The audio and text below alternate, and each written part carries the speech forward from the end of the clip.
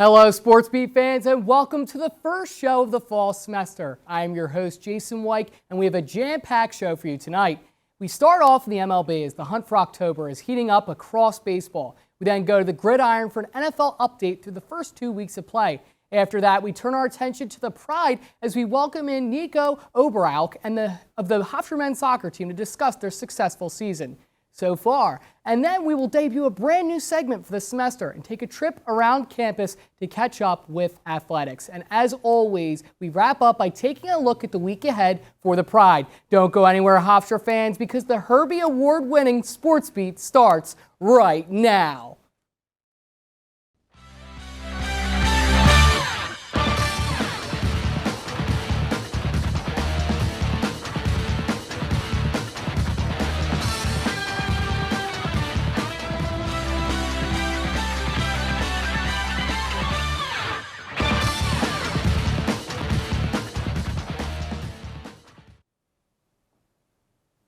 The hunt for October is coming down to the wire throughout Major League Baseball. Joining me now to discuss the playoffs and more is Jack Lydon and Jess Ross.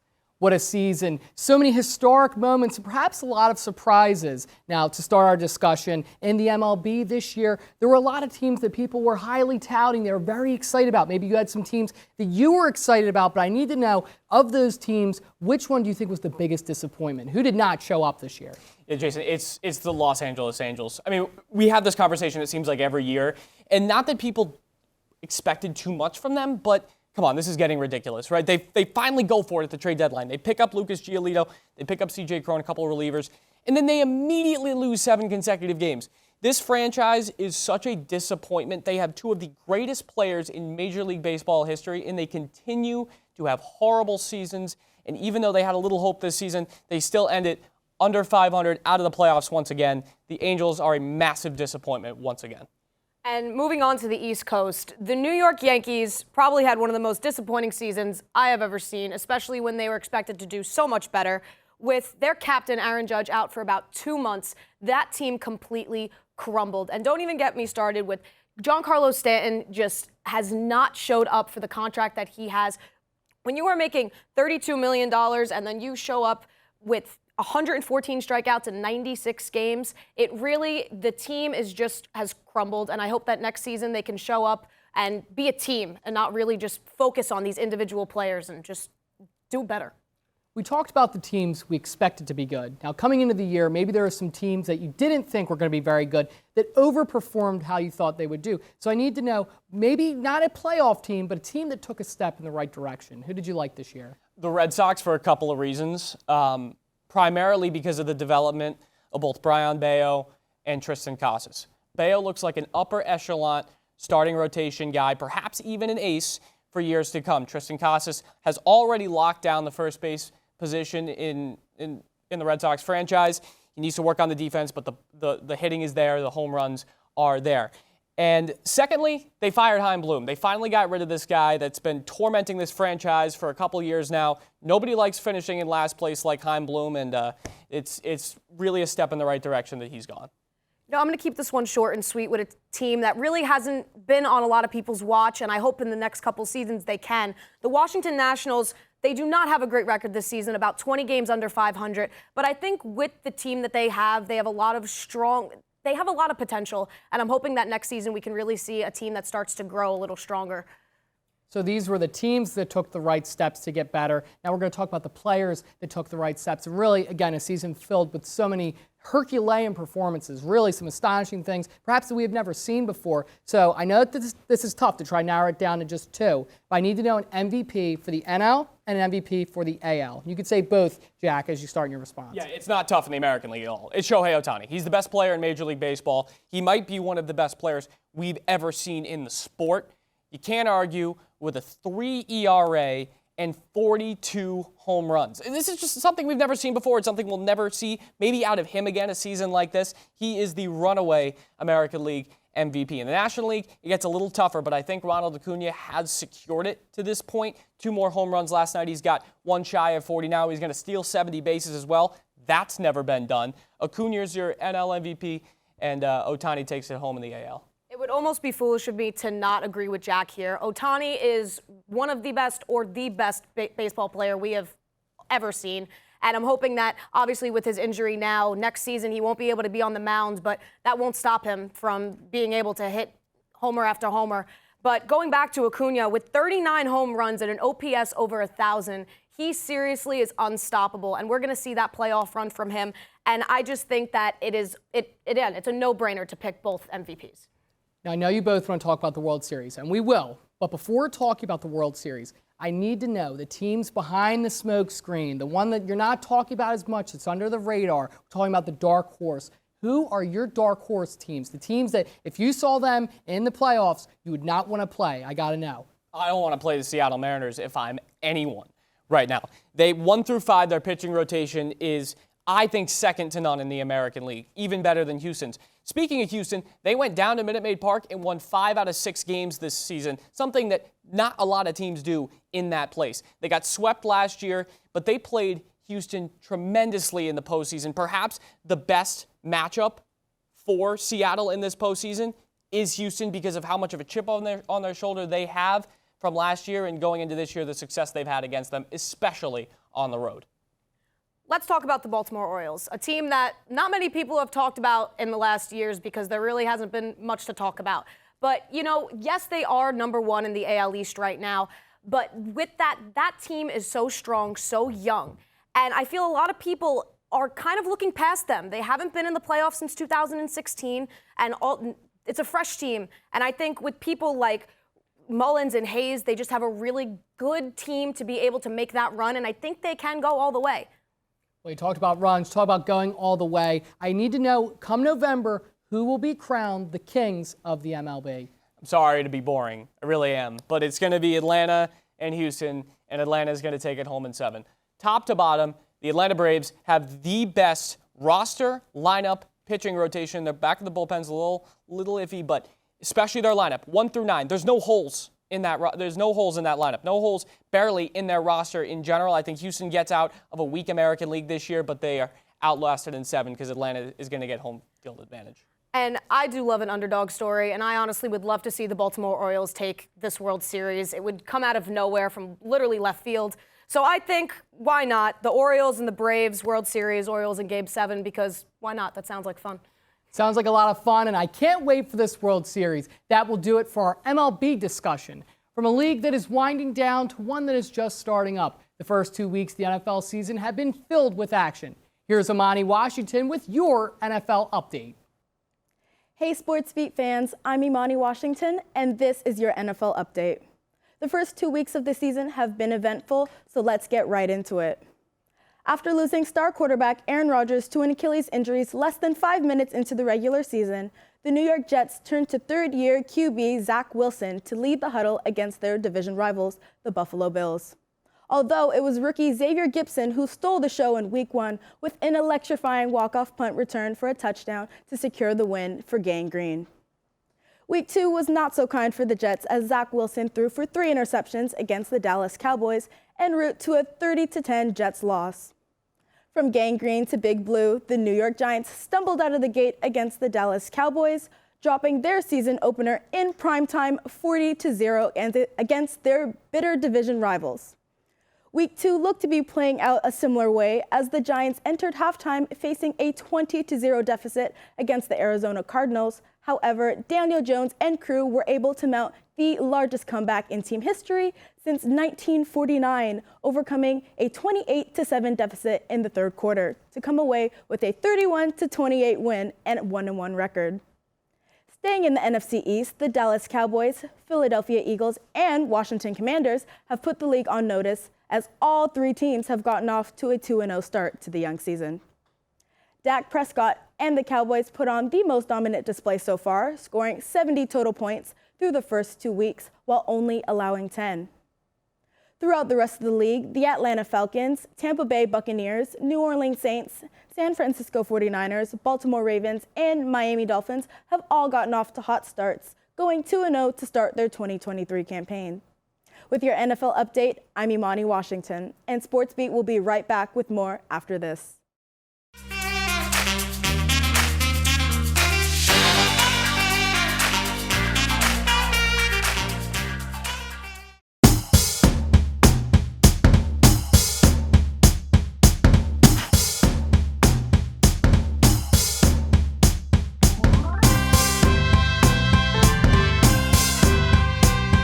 When it's Thursday night and you've got nothing to do, we got a little show that you can get into. Get your coat on, put your vape pen away, see the funniest thing that you'll see all day. We've got Skylar, Emily, and Dustin, Soad, and Jake.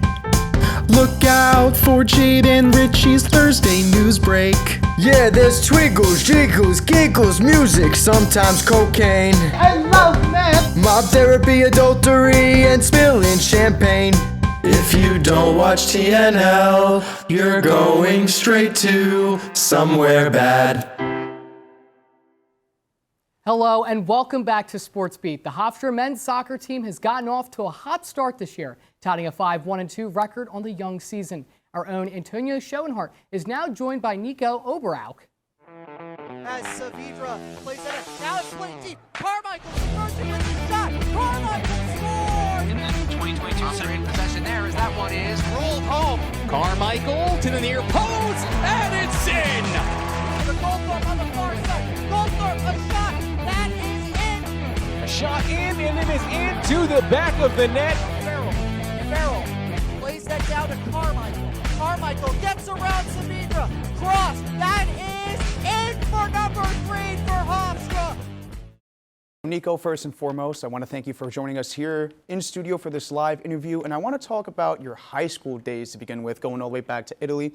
I know you attended the Institute of Paritario a Ruiz, right, in Italy. So growing up through your youth in Italy, how has that not only given you your love for the sport, but your soccer identity? Yeah, of course, it's very different than the system that we are used here in the US, where you go to school and then you have the sports that is correlated to the school you're going to. In Italy, we have a system where you will go to a school, public or private, in the morning, and then you will head to your team or academy practice in the afternoon.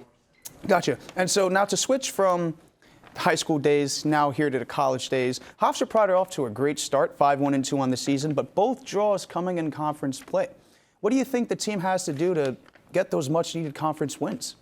I mean, I think we are on the right path, and we just need to keep doing what we're doing, keep working hard. And in difficult moments, it's very important that the team is really tucked in together and we are positive to each other. Now, to talk about Saturday's match, it was really emotional end there with your teammate Elliot Goldthorpe scoring and literally at the death within the last minute. How does that reflect the don't quit mentality of this squad that you guys have? Just a little bit of instinct that everyone has inside. We have a plan for each game, and we try to keep the plan all the way through the 90 minutes and more of the games to get the win or to get as many points as possible out of the game. So coaches obviously play a huge role in the mentality and the making of a mentality and character of a team. How would you say your coach has done just that? I mean, he's done it pretty well. He's been here for enough years, so he wouldn't be still here if what he's doing wasn't great. And it just like a learning moment every time he talks to us. So to stay on the topic of past matches, yesterday, last afternoon, you guys actually took on the LIU Sharks and a very decisive victory, 3-0, right? Exactly. A lot of goals to score. How does that show the really good caliber of this offense that you guys have created? Yeah, I think this year in particular we have talent all over the place, even guys that don't play much on the bench. But it's very important that we do our work and it shows up on the field.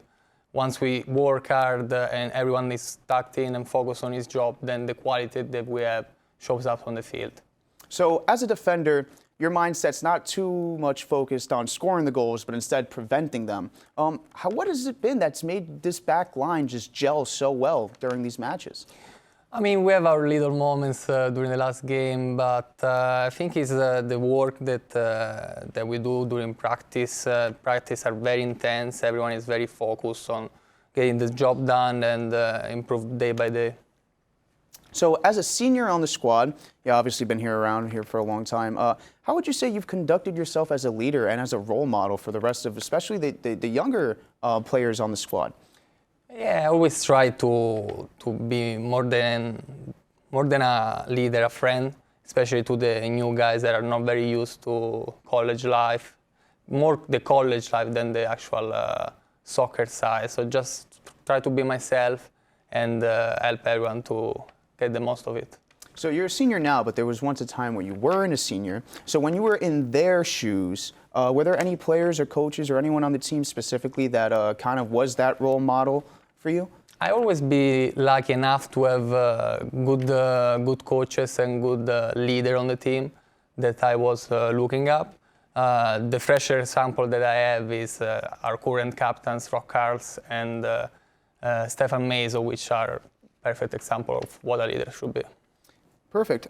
So you've had a few good matches, only one loss so far throughout the entire season.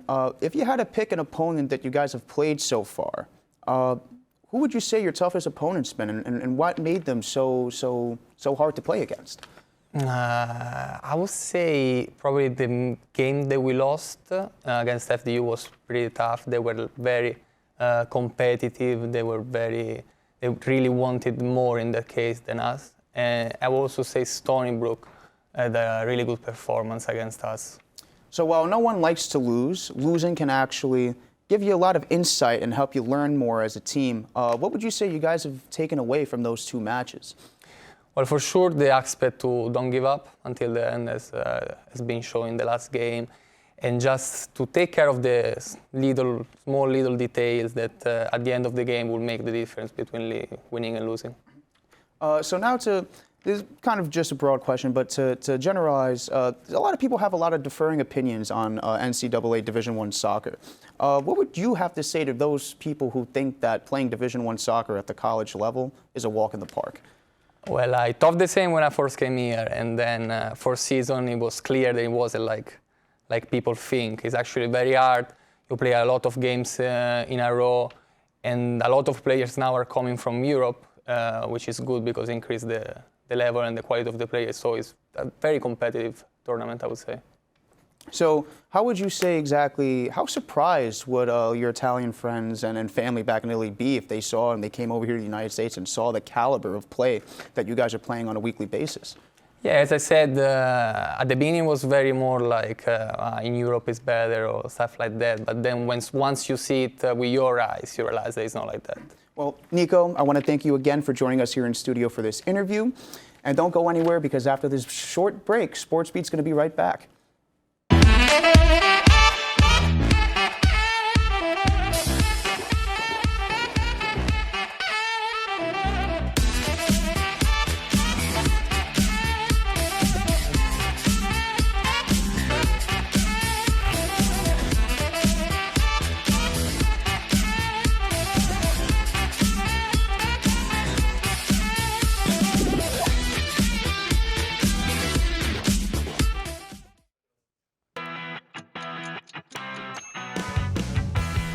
Welcome to Hofstra Today. I'm your anchor, Amelia Sack. And I'm your weather anchor, Natalia Swaza. We are honored to be Hofstra University's source of local and national news on campus. We are here to deliver the latest updates in weather, sports, entertainment, national news, and what's going on at and around Hofstra today. Be sure to check us out on Select Wednesdays on the Lawrence Herbert School of Communication YouTube channel at 1:30 p.m. Welcome, folks, to our brand new segment called the Hofstra Pride Top 5. This is our top 5 plays throughout Hofstra athletics. Without further ado, let's jump right in. Number 5, volleyball. Merrimack, they're trying to make a comeback. They get a free ball here, and Ashton Oliver and Mary Haji Petru. It's too easy. You can't stop that. Hofstra Pride out big here. They're able to take it 3-0. And I just need you to see this player. Perfect positioning by Oliver and Haji Petru with the easy tap there to go past the line. Hofstra Pride volleyball, we'll be talking about them real soon. Field hockey, towards the end of their game versus Wagner, they got a penalty corner. Bonell, Richardson, McNally. Look at that laser beam. That's a play so nice, we gotta watch it twice. Now I want you to just see how good this tic-tac-toe, this set right there by Richardson, and then McNally just absolutely destroys that ball back of the net. Hofstra Pride take it 2-0, beat Wagner. Again, just a great sequence there. Unselfish play by the Pride. We go now back to volleyball. Usually it's 25 points in a set. This one, it's up to 34. You gotta win it by 2. Elon just trying to stay alive. Kuko up into the sky to Alves, and then Braga forces the violation, and Elon gives up the point. Look how pumped up these ladies are. Let's get another look at this one in slow-mo to see Kukoc puts that ball so high in the sky. Alves and then Braga just slamming that ball down, and the crease violation. This Hofstra Pride volleyball team you're going to want to look out for. Only one loss on the year. They are something special. Another team that is fantastic, women's soccer, 5 straight wins. Matilda Braithwaite, she's coming in. Whoop, past the defender, goalie sprawling out. Now Davies gets the ball, she's trying to look, she can't, so Victoria Frank does. She gets the goal, the London, England native. Look at her bang the drums there in celebration. This team is fired up, and we're gonna take a look in slow-mo again. Woo! Right past the defender. Goalie's just trying to stop it. The defense now in desperation mode, and Victoria Frank sitting there waiting, sniffs out the goal. Bum, bum, bum, bum. That's enough to give the Hofstra Pride the 1-0 victory versus St. Joe's. And now we have to take a look at another very exciting team, Hofstra men's soccer, Elliot Goldthorpe. Let's see the golden boy with the goal. This was his second of the day, tied it up versus Campbell, less than a minute remaining, and he wins here with speed. Teddy Baker feeding him perfectly. Look, the goalie's nowhere to be found. That's how fast this guy is. He was the CAA Offensive Player of the Week, 3 goals and an assist. And best part about that, it was your number 24 nationally ranked Hofstra Pride, and that is our Pride Top 5. Now, another team that I just brought up was the Hofstra volleyball team, and they're off to a red-hot start. Our very own Jake Epstein took a trip to their match this past weekend and all around campus to catch up with the Pride faithful and get their thoughts on the hot start. What's up, Sports Beat fans? I'm Jake Epstein, back on the street. Hofstra Athletics are off to a hot start. Hofstra Volleyball specifically, they're doing their best that they've ever done since 1988. We're back on campus, ready to talk to the best fans in the world here on the campuses of Hofstra University.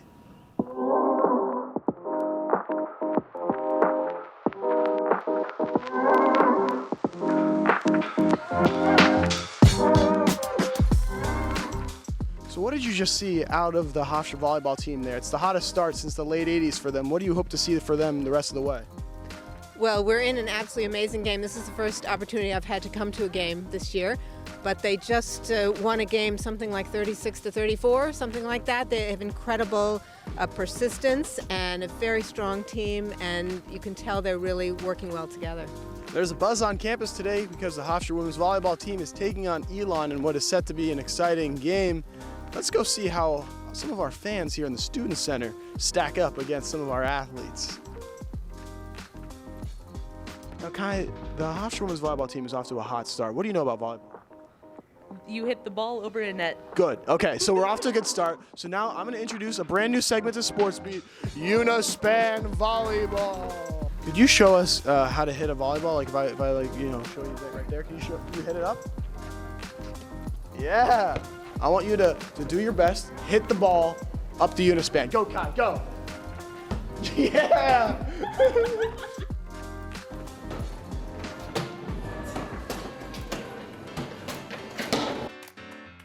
Do you like volleyball? I do, yeah. Are you interested in playing Unispan Volleyball? I'd love to. Just as far as you can. Yeah, whatever you like. All right. Here we go.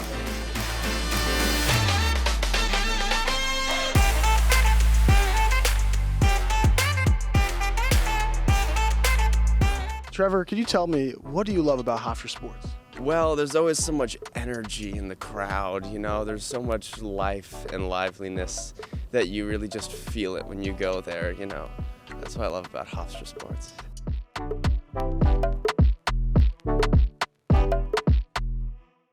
And right now, the Hofstra women's volleyball team is doing the best that they've done to start a season since the late 80s. What do you know about volleyball? My friends used to play in high school, so I know like the basic rules, but that's about it. For $5, can you name the 3 basic hits in volleyball? A bump, a set, and a spike. Boom. Thank you. Oscar, you're the band captain. What did you play out there to get the team and the fans hyped today? So today we played at the beginning Feel It Still after the first set, which was really intense because we made it past 30, which it's pretty good. It's pretty intense over there. We played Feel It Still, and we played a couple of other tunes. We played Runaway. We played a couple of songs over there. And that is game time. After a tough match, Hofstra University women's volleyball team continues their hot streak with a win over Elon in 3 straight sets. The fans on this campus are pumped up to see what they can do and the rest of the teams can do this season. For Sports Beat, I'm Jake Epstein from the David S. Mack Physical Education Building. Get back into it. Is that the rock getting your way? There's some rocks in I there. don't think faster. You gotta think better. I'm digging as fast as I can. What are you doing? Yeah, I think doing more sound effects like that probably will help you. Yeah. Yeah. Galen, there it is. I found it. I found it. Well, let me see. Comedy go. Well, golly.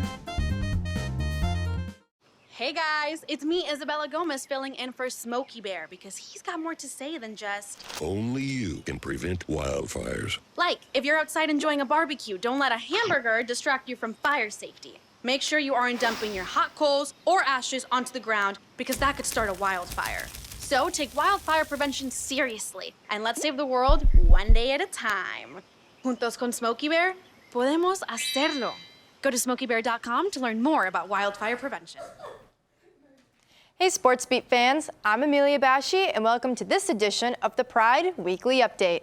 The semester may be starting, but the Pride is already making their presence known, so let's get right into it. Women's soccer looks to extend their win streak to 6 on the road as they head down south for 2 matches this week. Tomorrow night, they take on the struggling Charleston Cougars. Victoria Frank has set the tone for the Pride with 8 points during Hofstra's 5-match win streak. Kickoff is set for 7 p.m. Then on Sunday, the Pride travel to Wilmington to take on the UNCW Seahawks. The Sunday matinee will kick off at noon. On Friday, field hockey hosts Long Island University as Hofstra looks to bounce back from a heartbreaking 1-0 loss to the ranked Delaware Blue Hens. Game time against the Sharks is set for 3 p.m. The women's tennis team takes a trip to West Point this weekend as they compete in the Army West Point Invitational. Matches are scheduled all day, Friday through Sunday. Also this weekend, the Red Hot volleyball team will look to continue their historic start to the season as they travel up to Boston to take on the Northeastern Huskies for 2 matches. Hofstra is currently tied for the most wins in the nation with an impressive 12-1 record. They put their match win streak on the line at 2 p.m. Saturday and Sunday. Back in Hempstead, the men's soccer team will battle in a rematch of last year's CAA quarterfinals as the Pride look to once again vanquish William & Mary. 2022 CAA Player of the Year Ryan Carmichael has recorded a point in every match, but won this year to lead Hofstra to a 5-1-2 record so far. For more information on schedules, live streams, and more, visit GoHofstra.com.